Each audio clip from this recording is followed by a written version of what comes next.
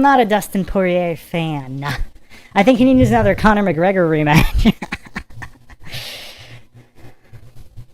Me Monday in the house. Larry would tell him what he was going to do. That is true. Yes, that is true. That is true. So, alright, what does everybody want to go over next? You want to go over the Dustin Poirier drunken video? I actually haven't watched it. I just saw a screenshot from it. Richie says, not in the playoffs. Bulls won in 91. Well, yeah, but that was a regular season game. Yeah, of course, but still. Again, the skill-wise, we're talking about skills. And in the playoffs, Jordan's still 0-6 against Bird. So, there you go, if you want to talk playoffs. Austin MP says, Dustin versus Colby Covington MVP steroid man. Oh, man. I'm not really a Colby Covington fan either. I'm not really a fan of most people in the UFC these days, but the Conor McGregor should be interesting. I was a Conor fan. A very intense individual. I mean, I'm not even 100%. I was kind of entertained by him, but when he just flat out knocked out Aldo like that, Aldo, a featherweight GOAT, if not the GOAT, to just dismantle him like that. I mean, that's a true. I mean, yeah, that's probably Conor's best win. Still, that was an incredible win, and again factoring in, I think Conor's the only one who ever took a round decisively from Khabib. So that's very interesting. It'd be crazy if Khabib came back for a Conor rematch. That'd be real crazy. Brief Antidote says, I stopped watching UFC after GSP left. Oh man, I was not a GSP fan at all. Most boring fighter ever. Here comes the hate from Brief Antidote. I mean, BJ Penn outclassed him twice. If BJ Penn had better cardio, yeah, whatever. BJ beat him the first time, regardless. I mean, if you have eyes. BJ Penn absolutely outclassed GSP while being the lighter fighter.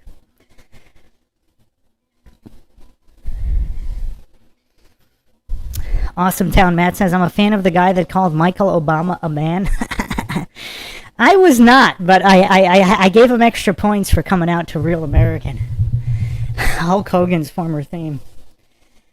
So that's interesting. Brief Antidote says, I practice Kyokushin Karate, so I have to go with my boy GSP. I have no beef with Kyokushin Karate. But GSP is a boring wrestler. And he's just not a fighter. He's an athlete. He's an athlete in combat sports, whose athletic attributes and mentality and intelligence brought him great success.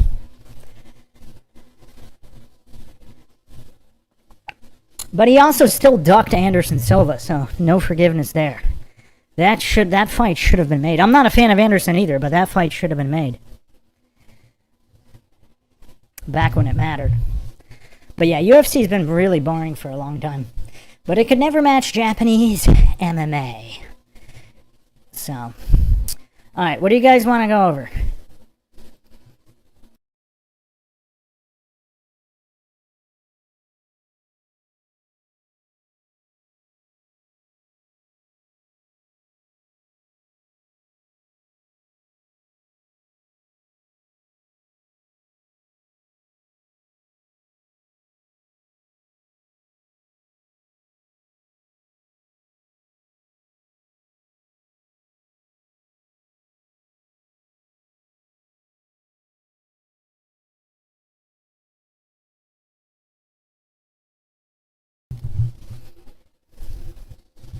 Amphibious J says there will never be a post-fight interview statement that tops Hackett's Michael call-out at the White House card. I don't know. I kind of liked McGregor's I apologize to absolutely nobody. That was kind of funny. I think he stole that from Chael Sonnen, though. But I don't know if Chael Sonnen did it post-fight. I think he did it like on an ESPN segment or something. Brief Antidote says Brock Lesnar's about drinking a Coors Light was close. That was funny. Man, yeah, Brock was like, say what you will about him, that's an exciting fighter. Who's going to leave it all in the cage? Yeah, if he had started striking earlier, definitely could have been more interesting. Definitely could have been a lot more interesting.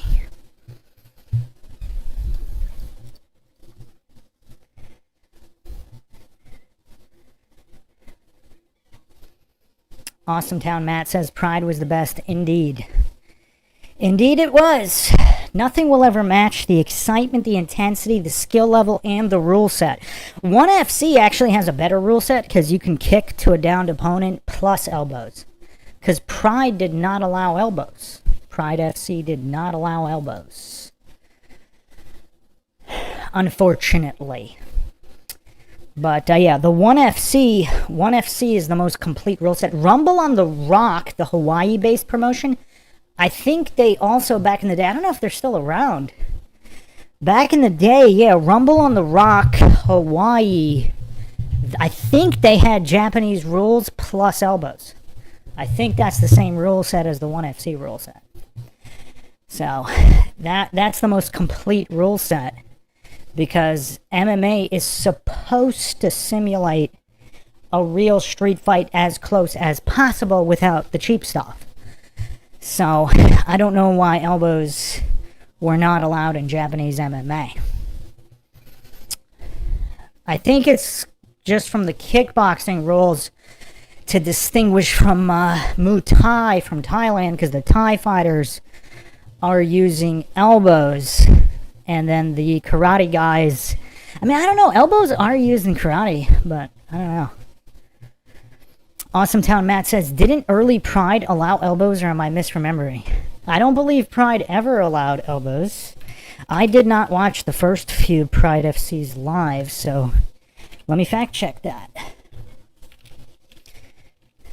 I wonder. Yeah, I don't think they did.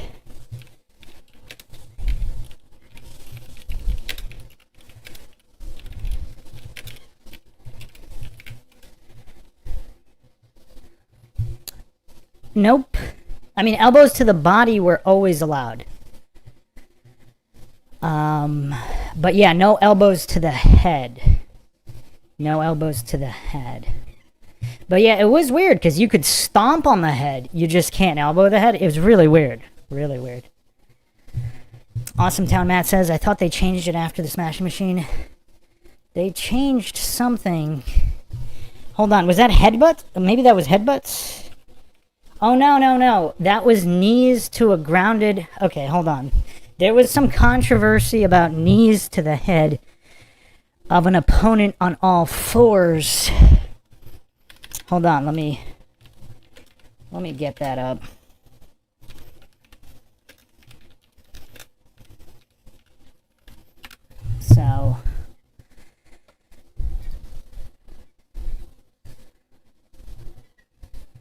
So there was an inconsistent 4-point rule.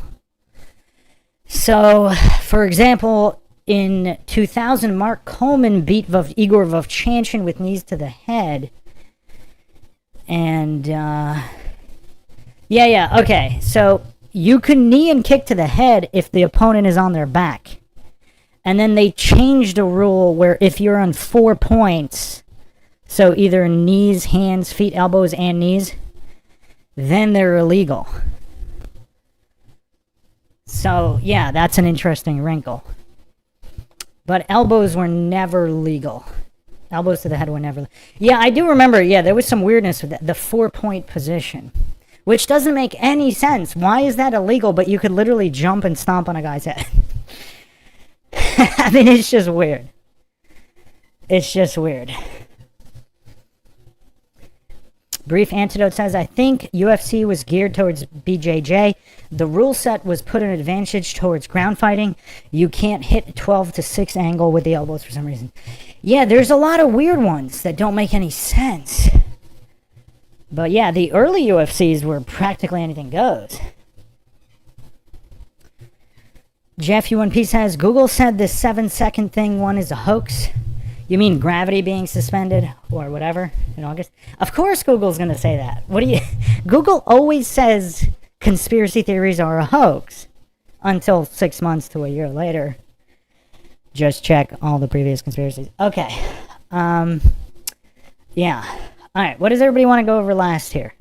We've got time for one more topic here. Amphibious says no fish hooks in early UFC was about it. I'm not even 100% on that. Hold on, let me check that one. You could eye gouge? I thought it was no eye gouge. I thought it was no eye gouging.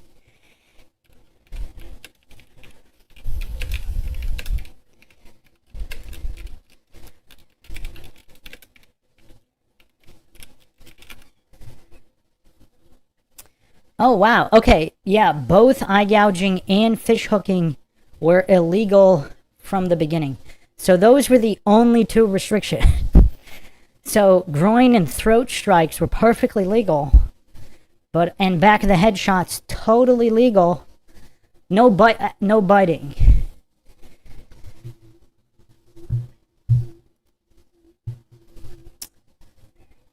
Well, actually, wait a second. It says groin strikes were illegal, but they were. I mean, there were a ton of fights that had groin strikes that weren't called by the ref. So apparently, the only real illegal moves were biting and eye gouging, and fish hooking. But yeah, yeah, wild times in the early UFCs. Scott Hawkins says, oh, Awesome Town Matt says, the rules changed based on who Gracie was fighting. Yeah, hilarious. And I've gone over the fraud that is the Gracies many times. So let's get off MMA. Scott Hawkins says, Bruce, what's your thoughts on all the AI data centers popping up all over the place? Not good. So there's two theories here. One is AI is the Antichrist, etc. It's going to bring about the end of the world. Other people are saying AI's been around forever, and it's kind of writing the algos and the history and occasionally changing them, a la Tartaria or rewrites or whatever. But yeah, I don't trust AI. I've said it many times. I mean, who would after watching Terminator? Jeff U1P says, they say they are above the dumbs. Yeah, some of them.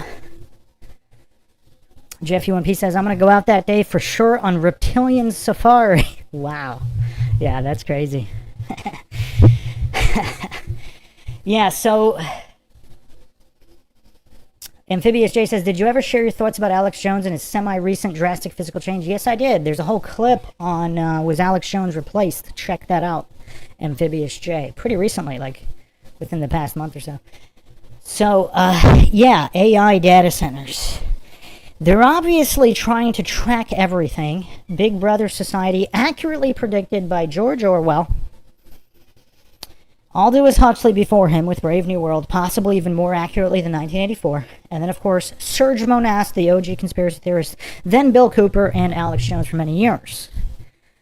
Those flock cameras are kind of weird, too. Those have been making the news. But yeah, AI will probably be used to surveil every aspect of everybody's life. And you might need a lot of data centers for that. Some of the darker conspiracy theories have to do with AI hijacking souls and all that stuff. We didn't really get into that. That's really mind-shocking, but I don't really want to go down those rabbit holes. Let's end this on something lighter. Something really, really, really light. Awesome Town Matt says, my city just voted against a data center. It kind of surprised me. Yeah, I mean, I'm not that much of a pessimist. The more obvious a lot of this becomes, the easier it will be to overcome because of awareness. Like, when everything was still hidden hand, when everything wasn't out in the open, however many decades or centuries ago, it was probably a lot easier to do all of this. Now, everything's practically out in the open. Brief Antidote says, remember those drones that were going around? Remember how they were completely memory hold? Yeah, they were testing something. A lot of people think the masking for COVID was also to test a lot of the facial recognition systems. But yeah, Scott Hawkins says, my county just approved one. Not good. Not good. I actually said this on Twitter. What would the founding fathers if they really were the founding fathers, if just for the sake of argument, if the mainstream narrative is at least semi-true regarding the United States and the founding of America, what would the founding fathers want people to do about those flock cameras? I'm just asking a question. I am not telling anybody to do anything. I'm just asking, what would the founding fathers want the populace to do regarding those flock cameras? And possibly even all AI data centers. Curious questions. Curious questions. Jeff UNP says, yes, and before people knew but did not do nothing, now people are standing up, probably new reset soon. Yeah. I mean, I would argue the reset's already underway since 2011. 2011, my line of demarcation. All right, I'm just going to put up a fun clip here for everybody as we round out another MindShock Live Q&A. Thanks, everybody, for joining us. This is Bruce McGuire signing off. Catch you guys next time.